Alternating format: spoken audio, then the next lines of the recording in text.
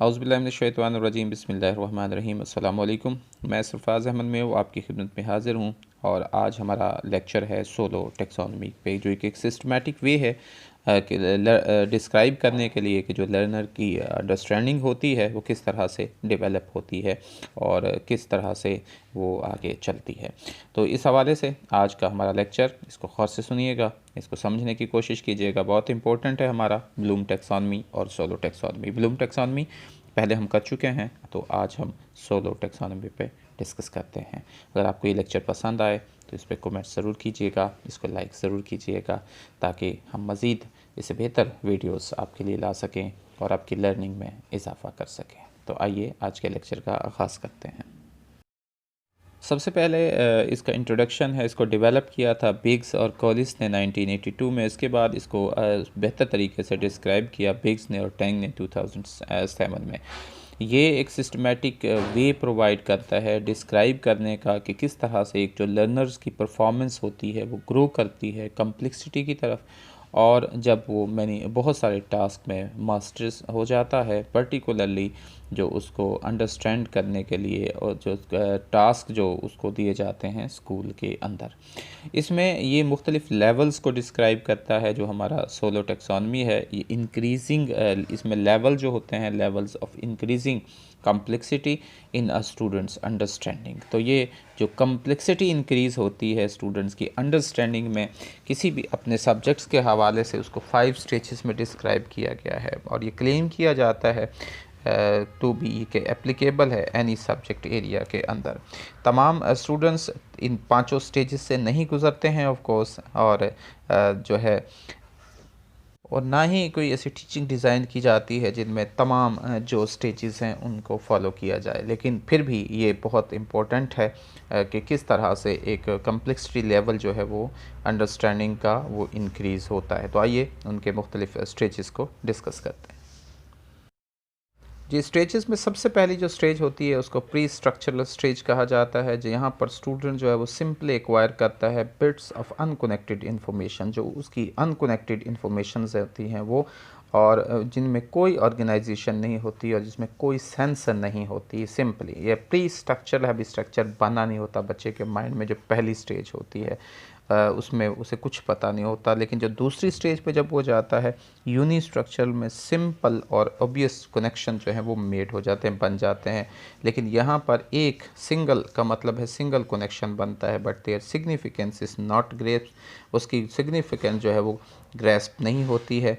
This might outline the influence of nature on the development of child, जो है ethical system. It describes ethical system. Simply जो पहला हमारा uni structure है वो जो हमारे एथिकल, जैसे बच्चे को बताया जाता है कि झूठ नहीं बोलना, तो बस बच्चे को पता झूठ नहीं बोलना, उसे नहीं पता कि क्यों नहीं बोलना, इसकी क्या वजह हो सकती है। ठीक है जी। उसके बाद लेकिन सेकंड पेज मल्टी स्ट्रक्चर के अंदर आ जाता है। इसमें 2 और मोर जो एस्पेक्ट्स हैं ऑफ टास्क पे वो पिकड अप होते हैं और अंडरस्टैंडिंग होती है serially, but are not interrelated. लेकिन अब ये इंटर रिलेटेड नहीं कर रहे थे। नंबर ऑफ कनेक्शंस में भी मेड बनते तो हैं, बट जो मेटा कनेक्शंस हैं बिटवीन देम वो मिस होते हैं, मेटा कनेक्शन नहीं बनते as is their significance for the whole. अब जब अगले उसमें जाता है, रैशनल लेवल पे जाता है, मल्टी स्ट्रक्चर में मल्टी स्ट्रक्चर तो उसके सामने होते हैं लेकिन उनका कनेक्शन नहीं बन रहा होता बच्चे के माइंड में कि उनको कनेक्ट कैसे करना है। रैशनल लेवल पे जाके वो एक सिंगल कनेक्शन उनका बनाना शुरू कर देता है। 2 और मोर जो एस्पेक्ट्स हैं फॉर टास्क उनको पिकड अप किया जाता है, अंडरस्टैंड किया जाता है serially, but are not interrelated. लेकिन अभी तक उनको जो है वो इंटर रिलेटेड नहीं। तो their student is now able to appreciate the significance of the part in relation to the whole.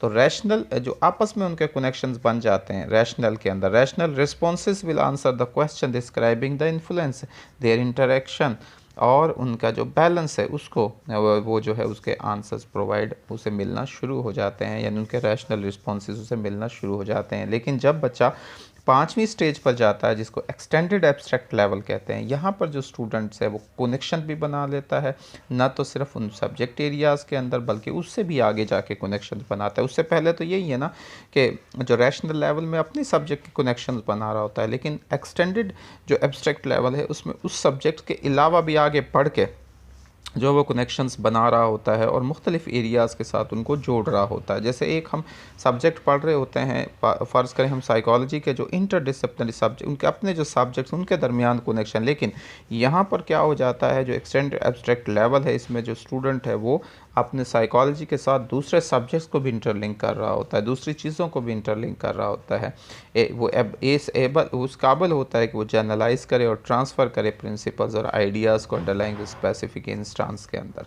तो इस तरह से ये वो 5 स्टेजेस से जो है होके गुजरता है।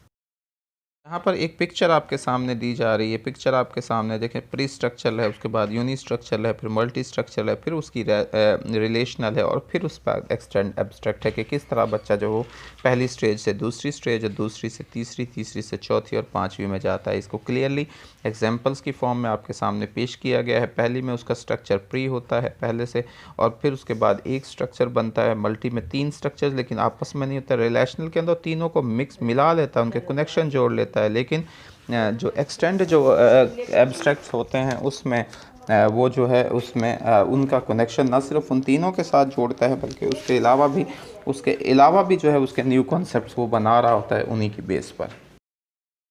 जी, ये सोलो टेक्सोनॉमी के हवाले से आपसे बातें की। अब इसका यूज़ कहाँ पे हो सकता है? ये स्टूडेंट्स को रिफ़्लेक्ट करने में, उनकी अपनी थिंकिंग को रिफ़्लेक्ट करने में उनकी मदद करती है। इसके अलावा ये आसान करती है स्टूडेंट्स को कि वो आइडेंटिफ़ाई करें और यूज़ कर सकें अपने इफ़ेक्टिव जो सक्सेस क्राइटेरिया है उसको।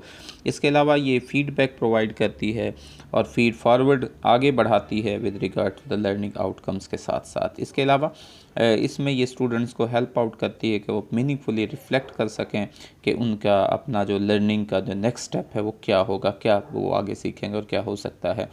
जो डायग्राम्स हैं वो प्रोवाइड करती हैं एक सिंपल और easy to remember staged approach for students in term of this next steps. तो आप उन पांचों जो मैंने डायग्राम्स आपके सामने पेश की हैं वो दी हैं, उनकी मदद से आप इजीली उन तस्वीरों को याद करके, उन डायग्राम्स को याद करके भी आप उसको डिफ़ाइन कर सकते हैं। तो ये तो था जी आज का आपका लेक्चर सोलो टेक्सोनॉमी के हवाले से। उम्मीद है कि आपको ये लेक्चर पसंद आया होगा और सोलर टेक्सोनॉमी के हवाले से जो आपके कॉन्सेप्ट्स हैं वो क्लियर हो गए होंगे। आप आसानी के साथ इसको अपनी एजुकेशन सिस्टम के अंदर और एजुकेशन जो है उसके अंदर इसको यूज़ कर सकते हैं। उम्मीद है कि आप इसको बेहतर अंदाज में सीख कर आगे अप्लाई कर सकते हैं। अल्लाह ताला से दुआ है कि अल्लाह ताला आपको कामयाबियाँ नसीब फरमाए, आपकी ज़िंदगी में आसानियाँ नसीब फरमाए और आसानियाँ तकसीम करने की तौफीक नसीब फरमाए। दुआओं में याद रखिएगा। आपका बहुत शुक्रिया। अल्लाह हाफ़िज़।